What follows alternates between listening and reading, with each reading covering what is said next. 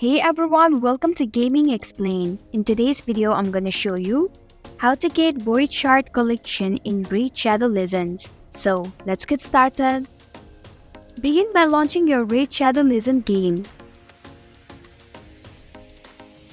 Then tap on the shop button which is at the bottom left corner of your screen.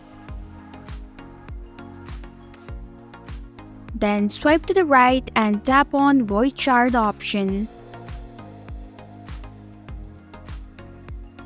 Tap on the buy button and complete your payment information in order to buy Void Shard. After you complete your purchase, you'll receive it right away. And this is how you can get Void Shard collection in Raid Shadow Legends. Thanks for watching Gaming Explain. If you like this video, hit the like button and drop a comment with any questions or feedback. If you are new, subscribe and click the bell icon to stay updated on the future videos.